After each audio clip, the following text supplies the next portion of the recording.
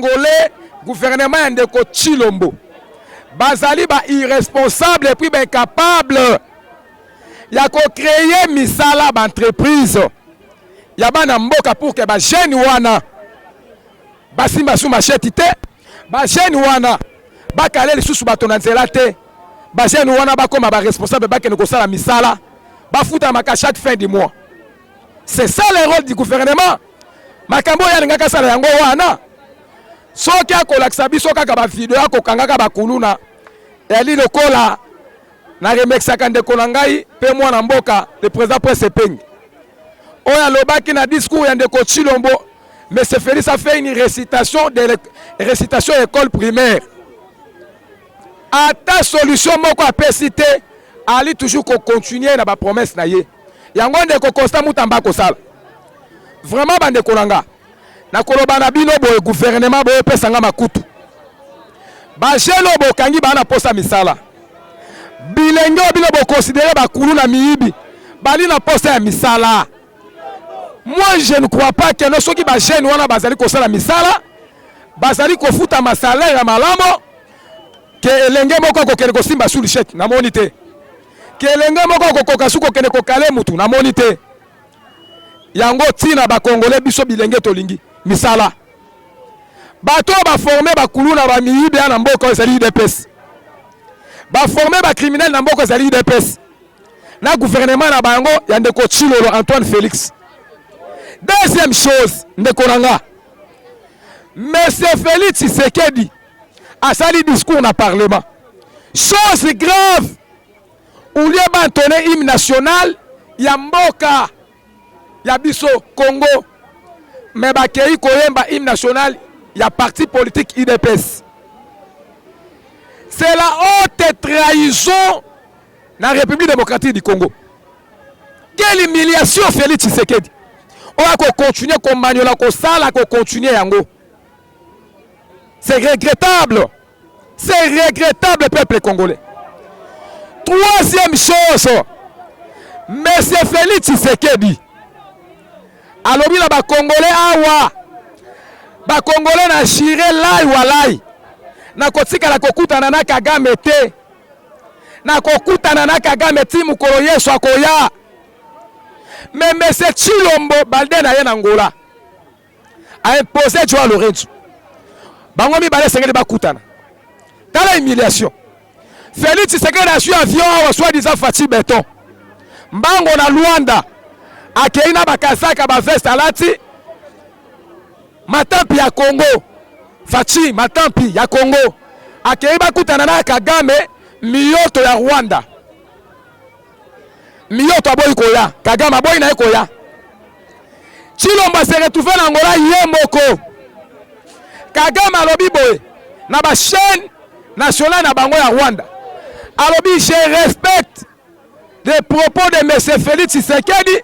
Oya salaki na Kinshasa alobaki akokutana kana ngate. Akokutana na ngati mukolo Yesu akoya. Yango ngai Kagame na répondre ye azela mukolo Yesu akoya, mukolo tokokutana na ye. Wana Paul Kagame réponse ta ye.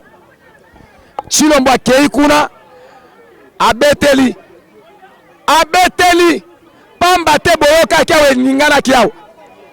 Paul Kagame azalaki akize na balolenge nyonso pa ya monsieur Félix. Félix akize ba Rwandais na lolenge nyonso. Félix akize Kagame na lolenge nyonso. Yende motako boma ba Congolais. Kagame akei ko akize Congo na comité international. Alobi na RDC Tshilombo a créé ba milice. Ulia pesa manduki ba milition na armée congolais FARDC. Bakene ko benga na ba M23. Tshilombo akoma kozwa ba civil ba wazalendo. Akopesa bango minduki bateni. Les wazalendo là ce sont des civils. Baza ezali armée à Congo te. Nous avons une armée FARDC. Oyo Tshilombo atiela bango limite mundelo. Aloba na bango ndenge bokei na est. Moko beta Rwandais masasi te. Moko abundisa ba Rwandais te. Atiela bango cesser le feu. Abishiska seke tokopesa injonction à Kinshasa, gouvernement Kinshasa. Kino lelo. Zéro na matoi. Basoda na biso babundaka te babomaka biso. Lelo ndeko nanga ndeko Félix Tshisekedi kaka ye akenda ko signer contrat na ba EAC alongola Congo na lisanga ya ba pays Afrique centrale. Azwa Congo akotisa biso na lisanga ba pays Afrique de l'Ouest. C'est-à-dire ba Rwanda, ba Uganda, ba Burundi, ba pays ba président na ba ba dictateur. Ba bomaka toujours peuple. Chilombo. Lelo ekolobela makambo article 217 makama souveraineté. Ezali ndenge moko ndenga azwaki Congo akotisa ngo na lisanga ya ba pays Afrique de l'Ouest. Elingi koloba nini? Atekaki moko ya souveraineté ya mboka na biso. C'est ça la souveraineté. C'est ça la souveraineté. Félix atekaki yango. Asuki wana tauti ko signer accord awa. Na Angola na John Biden. Ya ko sala nzela ko banda Kolwezi. Ekene lobito tina Luanda bazwa ka ba minere na biso na Congo. Ekene akozala traité na Angola. Conséquence na yango ezali nini? Si le Congo et permettre route wana salema, il arrive que Angola a fermé ba frontière na ye. Yebisanga i bénéfice ya ba Congolais kozala wapi? Et kozala nini? Ba Congolais ba ko bénéficier na nini? 0 sur 10. Ngai fou de faulu na lobaka yango na pesa ki Tshilombo ba prise de solution. Ulia sa la route wana atika makambo wana. Aya na Kinshasa. Abandana kozongisa port ya Matadi. O ba boma na gouvernement M. Tshilombo. Azongisa port a créé port ya banana. Port ya banana nde kolesa Congo mobimba oyo. Mbongo wana ekotaka na kati ya trésor public na kati ya caisse ya l'État et permettre ba Congolais ba se développer. Province ya Congo central na province ya Kabandundu et développer parce que les deux provinces ne laissent kabiso na mboka oyo. Mais c'est Tshilombo atie makutu mangongi. Abi ali beton ali matampi international ya Congo. Bande konanga, c'est la haute trahison na mboka na biso. Quatrième chose, ba Congolais boyokanga. Ndeko Félix Tshilombo na discours na ye na parlement lobi biloko ekita. Apesi injonction na ministre économie akitsa biloko. Alobi na biso ako créer banzela. Alobi na biso ako sisa bituma na est. Mais lobi dimanche tomoni mbangu ye wana ki Angola kutana na Kagame. C'est une trahison. Ezali trahison. Lobi na yoki na landi ne kutu netando eke na makutu nanga. Bakangi bato IDPS lisusu na ba machette na Lubumbashi. Ba carton ya ba machette ya sika na ba chassé. Na kata ba siège ya ba parti politique na bango. Mission ya ba machette wale zanini. Non seulement Lubumbashi, à Kasumbalesa, à Kolwezi et puis à Bukavu, y compris Tanganyika. Ba machette. Elingi kola kisake ba machette wale za non seulement na bamboka na tangi, déjà ba déployer yango na Congo mobimba. Mission ya ba machette wale zalini. Lorsque peuple a kobima na balabala, pour exiger de Tshilombo toboyi changement ya constitution. Toboyi révision ya constitution. Toboyi ba réforme ya lokuta.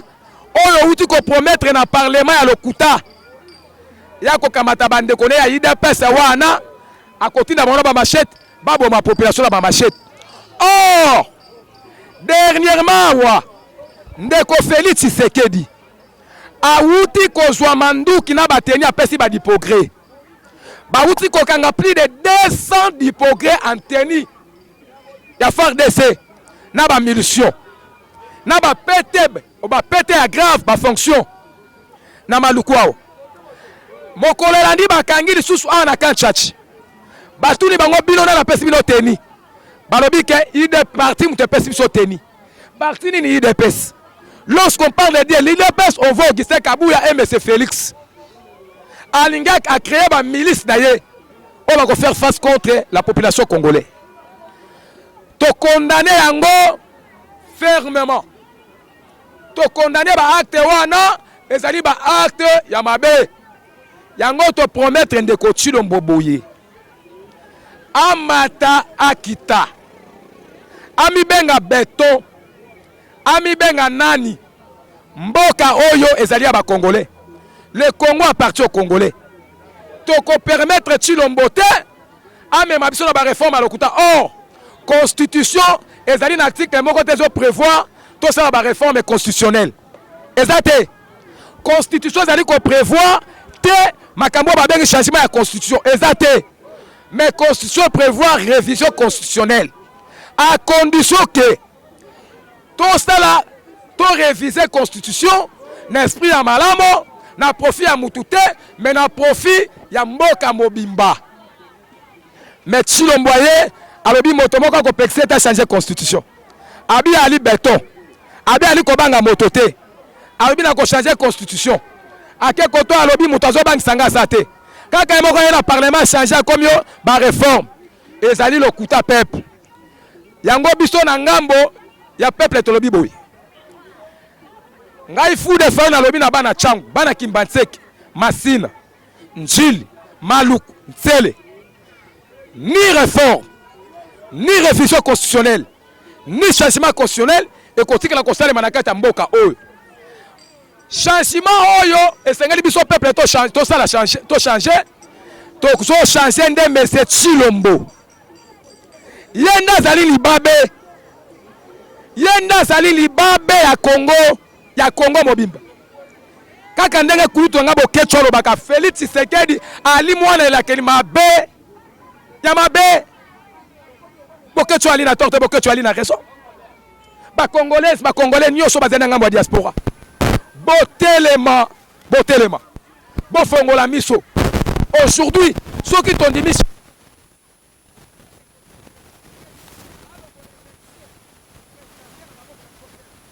élection présidentielle, le député national va voter président de la République. Donc, peuple va voter sous président, les députés nationaux vont voter président de la République. Alingi asi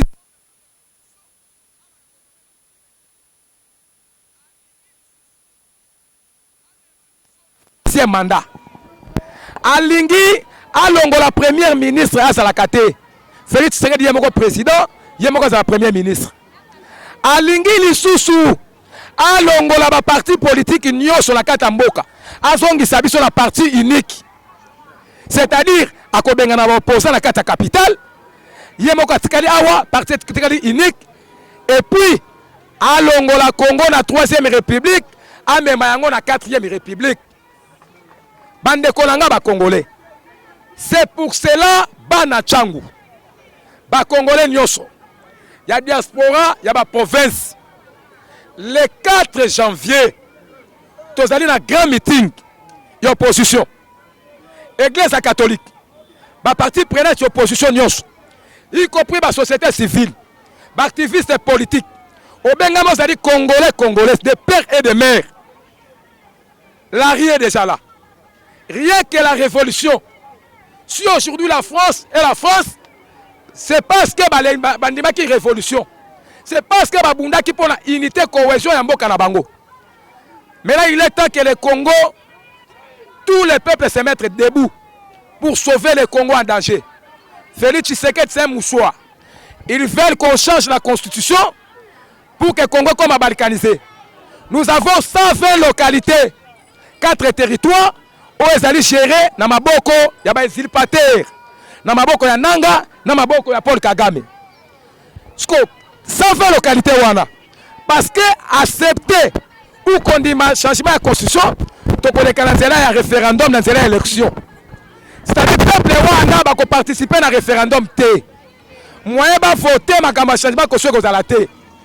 Si nous to changer constitution awa na 8h, Nanga na Paul Kagame ba ko changer ba ko sala pe constitution na bango na 9h. C'est-à-dire le Congo, mboke komini ni balkanisé. Mboke kabwani. Yango wana. Martin Fayulu. Lokola tata ya solo. Lokola mwana ya Congo. Des pères et des mères. Abi non. Tosengi cohésion nationale. Tosengi unité nationale. Tolongola ba querelle politique na biso. Ba divergence politique na biso. Ba tendance politique na biso. Tozala ba fanatique ya ba politicien te. Mais tous à la naître comme les Congolais et les Congolaises. to défendre mboka na biso. Bande konanga. Soki Tshilombo ya solo azali congolais. Pourquoi azoboya koya kosolola na bande koleba congolais? Mais azui avion akele koswana Kagame. Kagame pas saboté. Humiliation contre la République démocratique du Congo. Otomoni. Yango wana bande konanga, ba mama, ba papa, bilenge basi pe mibali. Bosunga ba résistant. Bokoki ko marcher na ba pays diaspora. Bokoki ko marcher na ba province. Mais la base de tout, la base des institutions, makambo bisike eza na Kinshasa. Bo chapso maboko. Na senga kibino, l'émission na salaki avant. Oza na Congo, oza na Pau, oza na 100 francs, oza na 10 francs, sunga résistance ya Tchangu.